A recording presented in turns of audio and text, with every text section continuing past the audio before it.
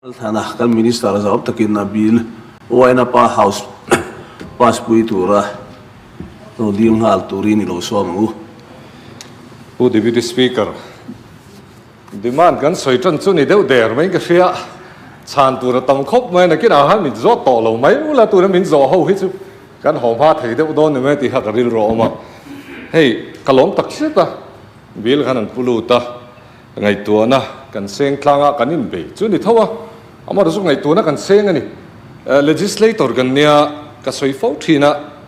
legislator kan ni na pera hi dan ania dan chung cha kan hanin hial nak naka ngai tu na kan seng hi ka loma kan ngai dan ti chu nang lowang ama ro chu kan legislator ni na tak mai thei top kan chua hi ami mal tak pon ka loma min soi pui tu mi som hi le paru lai men oman thon hem tak seta soi thei tu ra zo mi som hi pariat som thum le pariat nia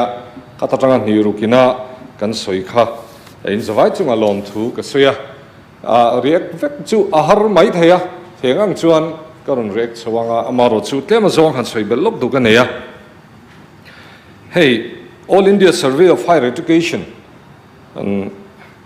AISHE the Department of Higher Education, Ministry of Education in NEP and website apokhan amhuthea dashboard alo oma khata khan a state university tuna omme khichu alo ti belte alo om thina zali somriat pathum ania tuna alive chuan chumi zinga za somsari le pakhathi rural area omani urban area poni lovin rural area oma chu aza te zon chuan za somthum panga ani chu kan lo hriat hrim atan keni state te tan chuan rural avada thei poni chi lowa urbanized state kan ni wangin urban area kan da alungai ta then amha pon ko sei to ingria Mizoram University khu sanghi le pakhata din ania sanghi le panhe tangin PG class kaltran ania amha ni hu thilte an chun zoma ni hu noya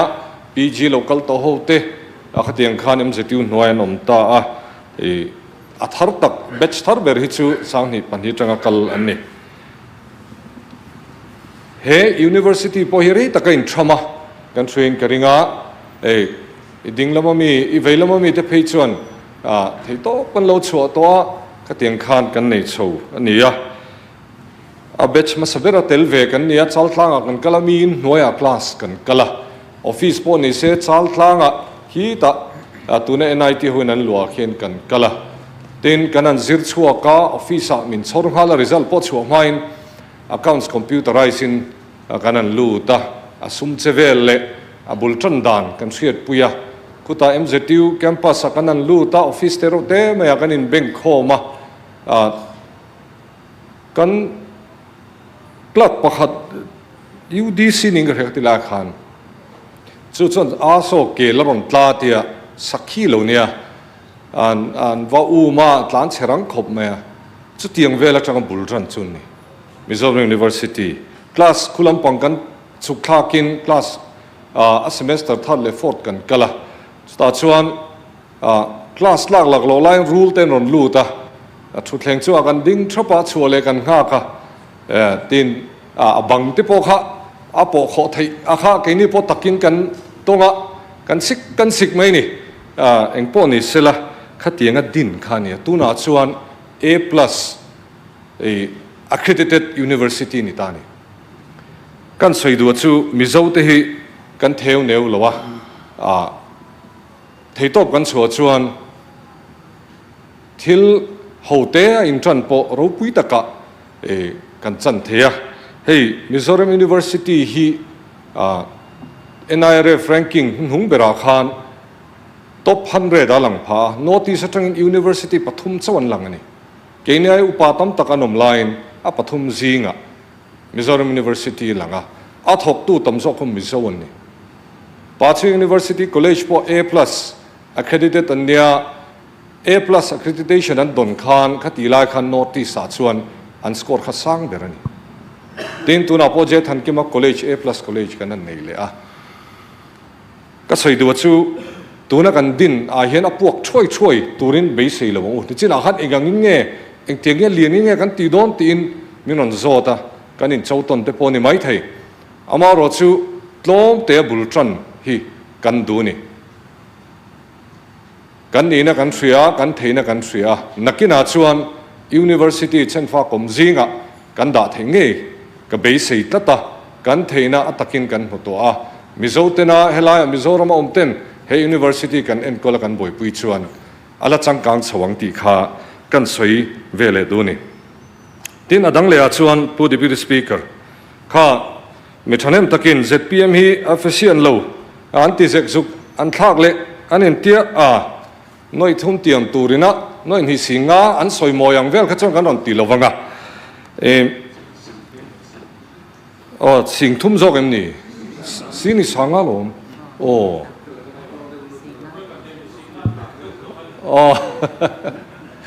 engpon ni sela kum sang ni som poli chho khan hey kan congress sarkar ten man lo la chho to minute hlui po mu tu ro oma kata khan ai boka aizol area angan ni si khan college pali ti aizol not college solama son ni mai sela ti in ro manna an lo nei to sani som pori athleng an sarkara second thought an nei tamia lawa tin sarkar thar an lo om lea sani som hi teng ngai tu chho ania mano la thui khop maya sadi ti manin dina nichina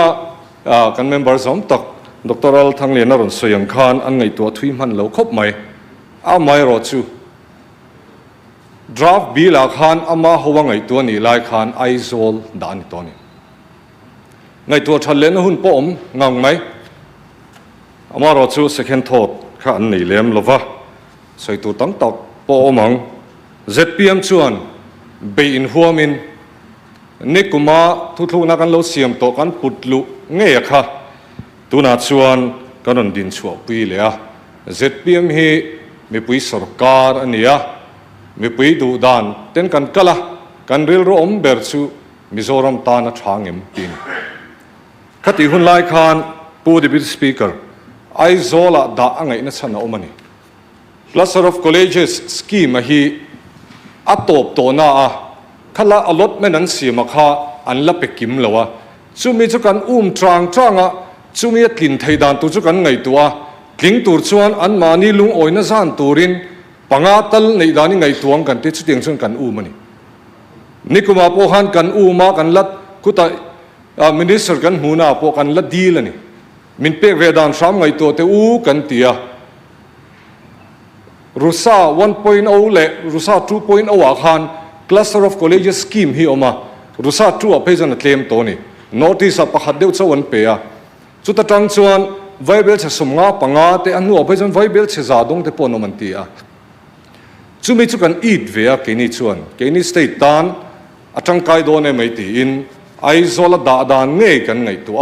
aizol bak adang kha kan hoingam lo ni lunglei ati do ni la government college kan ne kan cluster thei tur kha chu lunglei government college le jebona college ani jebona college hi tuna fi chon tuna an campus nei sa hi hanti bel chuan tur po om to thri lo he la an ram ne kan vati te ni lo chuan ke ni kan man mo to sia khati hun lai khan lunglei da harim chang lo ni po deputy speaker kan an deal zela khulamin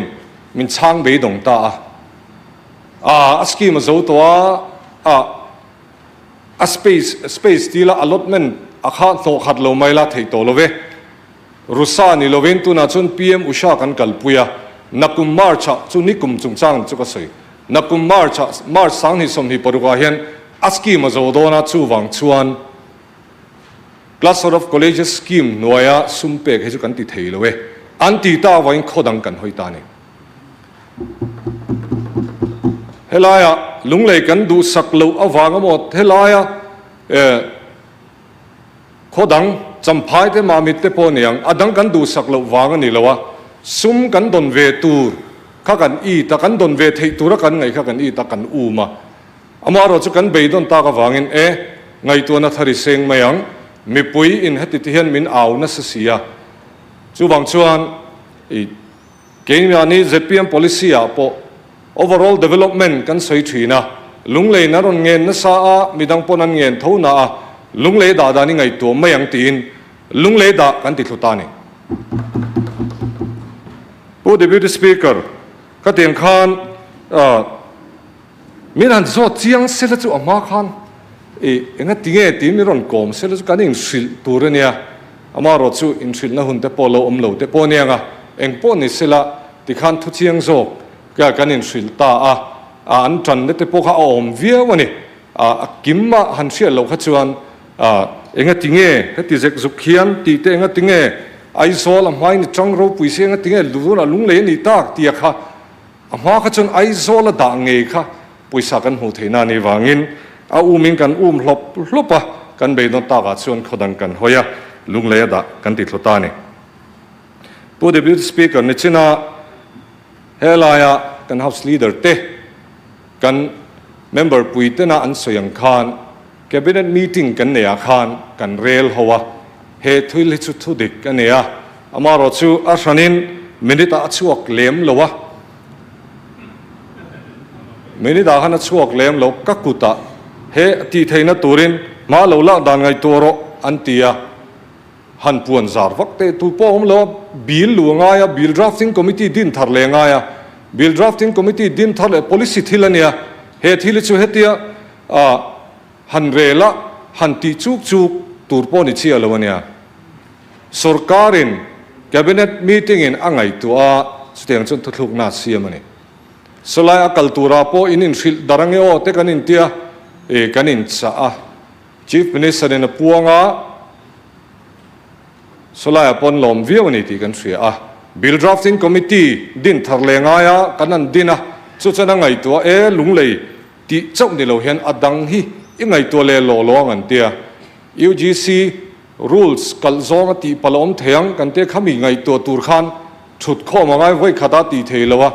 akala law department a kal lenga ya aron let le cabinet kan ti lu lenga ya a file kal dan chu pu deputy speaker i veilama mi te hi a chiang tu zo kan ni ti khan by circulation in akala February 30 ra khan aron chuak ta ani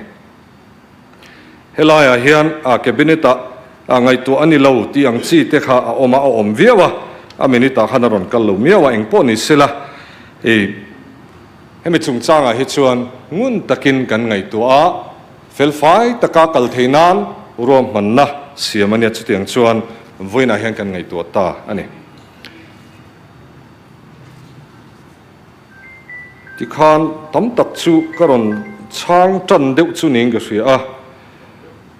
chuan pu deputy speaker min react sak ngei te se khain ron ti hlom sia tlema zong kha kaloin buat sai kan ti deuh sung sung nge dan siam thating ngatinge ZP ma chuan an tia kan member pakhat khan ron tia an thopui te NDA lampang te po farm law pathum te po kha kum khat mai nan la le thowa sei tur tam mai kum khat ma ti dang lam le amend le dan hi tam lutuk kan hai suak du nei chuan kan in pe chau thei ZPM kan ni ta ka kan ti dang lam ta ka wanga le lo ta via wa in chu hi chu ti dan tur po ni leming ka shelo sei tur tam example tam han google la ron chuak zu zut mayang eng po ni sela kha chu politics ania helaya han din pui te porem changa ga ten solai lunglei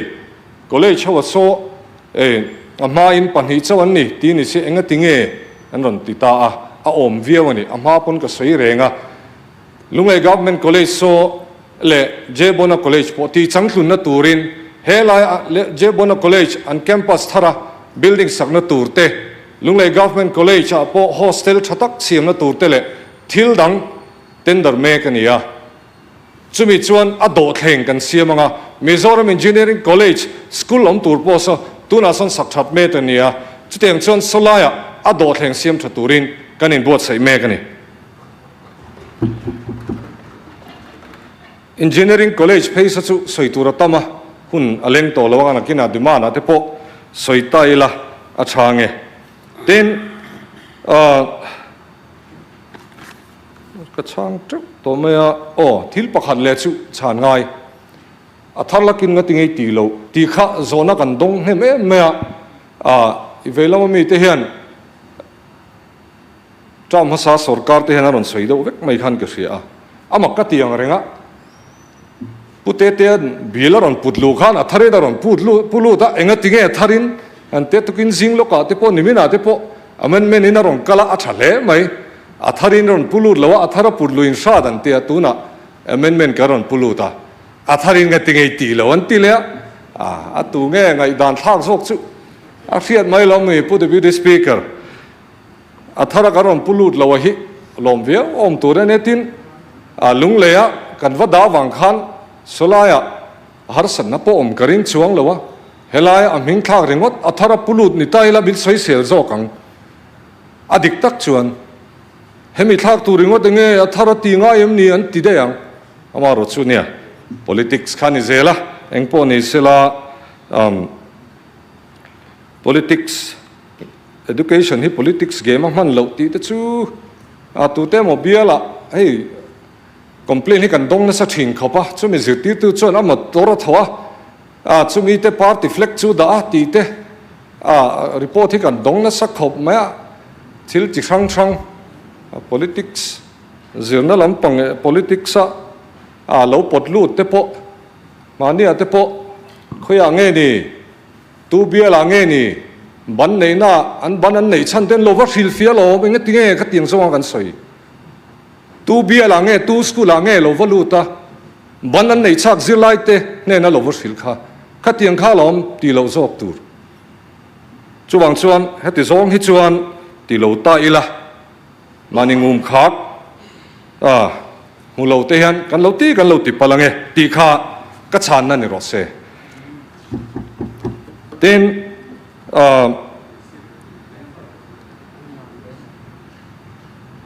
ก็ช่างจุกเมียให้เป็นเราเรียกตัวเสียทิลลังประคัดเลจูmember ประคัดข้านSouthern Campus อดินดันตูจุงจ้างข้าอรอนเตียบ่อยปุยตู้ไงปะกันนี่อันนี้ตาข้าทิลข้าอันบ่อยปุยนั่นสักคบเมียอมเร่งมารอจูบ่อยปุยดานะข้าฟูโตกเราโมกันเตียSouthern Campus ดินตูรินตีนี่คุณละมิน self financing บ่ตินตีตูรอนติดตัดเสียไว้เบลเชสตุ้มจวงค่ะ DPR อันจุกเทลูตา state ขันกันตุ้มเล่เทสีแล้ววะ Mizoram Engineering College ปุยอาสอนคลาสพวกกันกัลตีรังติดจงสีขันกันสรการตุกนี้แข่งขันเอ็งมาลักน้องจวงสีเหล่านี้โดดแข่งเสียมชัดตุ้มสีเหล่านี้คุณละมากันจุกนอระ politics บ่รู้กันตั้งกันมั่งไม่เอ็มนี่โอตีข้าไงตัวนะอโลอมาสางนี้สมนี้ปันนี้สมนี้ปฐุมสมนี้ปลีแข่งขันมาลากนะมาลากชุนจมนะตลอดว่าเลขาพวกอลังเทียวเมมาร์สางนี้สมนี้ปันนี้แข่งขันมาลากนะอมาบักขจู Speaker, look at a point for clarification. เนี่ยที่ตอบข้าอาศัยสุรการเฮียนิน MZSU Southern Campus ข้าดินตัวนี้เราดีกันเรียกตับไปมั้ง MZSU Mizoram University ที่อันนี้กันเองปุยทว่า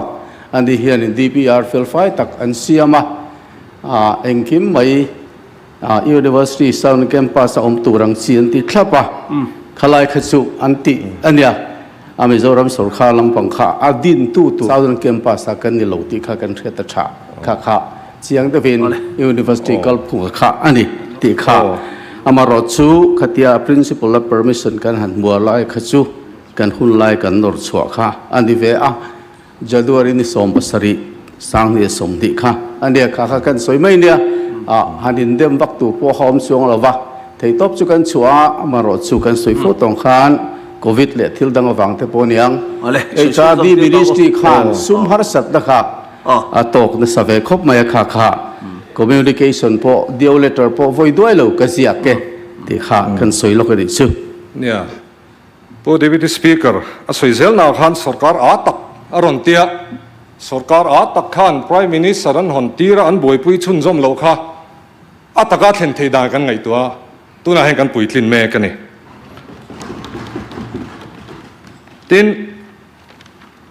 sarkar a takhan a shanin pro chancellor le chancellor turkha chief minister le chancellor tan chief minister pro chancellor tan minister higher technical education kha kan da san lawa sang hi som hi le pathuma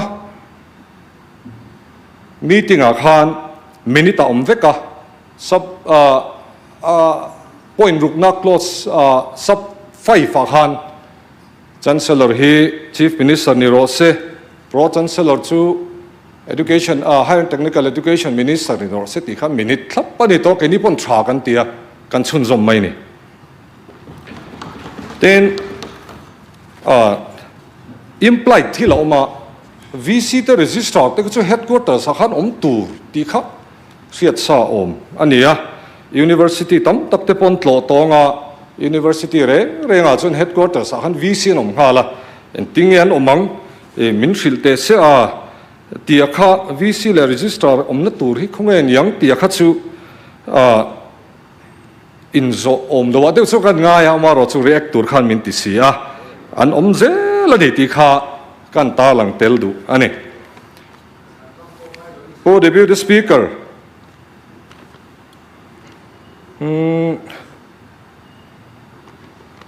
aba khichu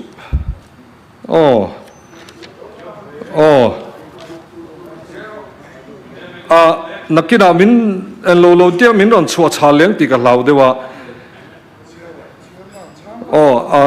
iti lo long kan in man ho lo boka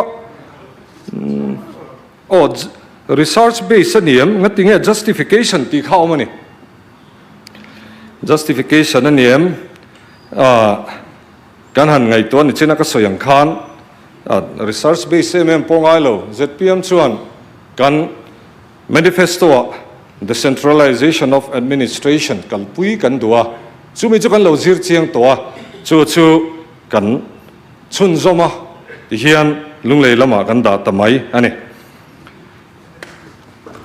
tin ni khat ni thum deputy speaker cabinet meeting minute thi a om lo tak tak em mi khaten soi khom khan du tok mai mi cabinet chon kan ngai to nge ya leader of opposition po khan by circulation in an poma ti khan ni mai min chai boi cho kan renga dar som du le kan thenga nga apoi wak le nem pu deputy speaker i veilama min na ron zona chan ngai deuh mai oma pusi ngun lian chunga nemele som takin aron zo kha avelit khop mai college dang te tinge ni zel don aron ti kha chan ngai ke sia chuta chuan sota lunglei jb college atel do nem ti te nia ka soyang khan a do thleng le ngai pg class kal tur chuan len deuh hlek te ngai a chutiang chuan faculty member omna tur te ngai tuna hian an ram he laya lena stadium lampang ngayami hi chu kan tender me ka ti kha a do thleng siam phutanga ya a do thleng te kan siam tha an dong theini te chuan ngai tuna kan lo senga ka tuna chuan lunglei government college hi chuan school kan ding ngei chu ngai dona headquarters somna turania Mizoram engineering college school ani don boka school pan hi chu om phot dona aba kha chu atla chu pa ngai to te po angai dona tin Lunglei le si ha college kha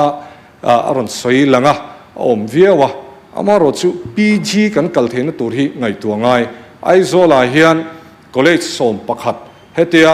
a general de ulek ang chi chu om tau hey women polytechnic aizol ti de chu lo da thatai la college som pakhat atang hen pali chok thanani college zong kha kan vativek lawa school tur tang khan chuan chon aizol mi po kan la da that lai khan sia hale Lunglei lampang po kha kan la da that ringai dona amaro chu kina hun tela kalanga state sarkar te pola ho sa chawa khatenga sumte kan nei ni chuan ngai tu dan te omanga NEP 2020 hian college hi autonomous college da de fur hi tummaya chu atumane college lian tak enge multidisciplinary le B.Ed po zirtheina tura siam veka tuma chuda chon school ang nilawin PG class an ne po kha a hlu dona chumi tur chuan he tian vision hi kan nei ve a keimani a po chumi tora te po chuan ngai tu na te po se na langa anga amaro chu kan sum din mun ero ngai tu anga ya tu na ri chuan ala ti thei lawang Deputy Speaker khong et again JB College kha amun an sona building tharte an sakfel phot lo chuan class of college kha atel ve thei ri don lo tinani mo tuna ri chuan tun din huna chuan tuna kan tendera po hian hanti len view kan tuma tender tur khami a develop na tur tuna an campus hi chuan a harlu tu kha mun phurrit la nei le tur ani donin alang tlat maya tel thei ram se chu chakhop chu kan tender me kalom tender dona ni chu kan tender dona steng chuan kan ti dona tin kan fiat tur chu State University bi la hi Aizol tana ti po ni chuang lo Lunglei tana ti po ni lo Mizoram tana ti ni he kan fiat chian angai airport nai ti kha chu ni kuma ka soi kha dikreng ani adik tak chuan college theng khat po hi helamadin ani chan chu airport nai an du wang ani NIT leng pui po airport nai om sela tia an en te po nia aram alorem chan wang te po ni ta sela eng po ni sela draft bill sang ni som ni pathuma khan aizol ti kha draft bill a hana om to ni kan sarkar tir pon khoi mo lo en ni la kan tia khan aizol ti kha lang vek to a ma se zep thu cheng lo ke ni pon tha kan ti ni tha kan tia a hun la ya soyang khan fan kan awangin ke ni pon chun zoma tha e kan tia steng chuan a tha chuan sarkar ma saina ma lo la na chun tha kan tia chuan kan chun zoma kan chum zom zel bokanga hunin kan din hunin a zirta lo wangin kan be sei tur om thei tak si lo wangin steng chun lunglei kan san ta ania sei tu tam tak om kara coin so like to so aizola da an tum na than ber chu sum poisa skiman be sei wangan ya an chara engma be sei tur om tolun huwa lunglei lama soifia atir han ka soifia vek to khan ni tlatin khria atir lama han ka soifia to nia ni ngai tha chi ki la lo ngai tha lo ni mai thei chiang ta kin ka soifia lo mai kha chu ka soi ko lawang pudi bi speaker kha chu soi ko lawang ngai lu le chu ka lu le de sham zo ko ni ai sa zel so ni wangin i soi le zel ti khan an lungoi kiming karing pudi bi speaker a to pa kan lu to nge chu ti chuan ti toila the Mizoram State University Amendment Bill sang ni som ni parukhi ipal na le he house zom tak khiat puina in min pass pui turin kange na chu kalome ole kan minister sa optakin the Mizoram State University Amendment Bill 2026 chu house pass pui turin na rondil ta tuna kan bukanga pas rem ti apiagin rem ti ula rem ti lo kan om suan rem ti lo ti ula ole the Mizoram State University Amendment Bill 2026 chu he pas he house yan lungrual takin pas ta ani Deputy Speaker kalome de hey house sungai henin ne kan tong kam hanga dot ti hi